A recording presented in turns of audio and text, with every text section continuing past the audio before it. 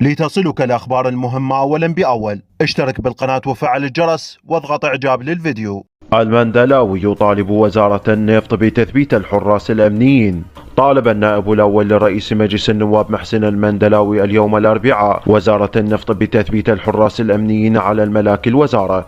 وحصلت وكالة الأنباء العراقية على كتاب رفعه مكتب النائب الأول إلى وزارة النفط بهذا الخصوص. وأكد المندلاوي في بيان صدر عن مكتبه تلقته وكالة الأنباء العراقية على أهمية شمول الحراس الأمنيين الذين يعملون في الشركات والتشكيلات النفطية كافة بالتثبيت على ملاك الوزارة، وأهمية استحداث الدرجات الوظيفية اللازمة لذلك. وتضمن طلب الشمول بالتثبيت سريانه على الذين تجاوزت خدمتهم الوظيفية عامين، بما يحقق العدالة التامة أسوة بالعقود والأجور في باقي الوزارات وفقا للبيان.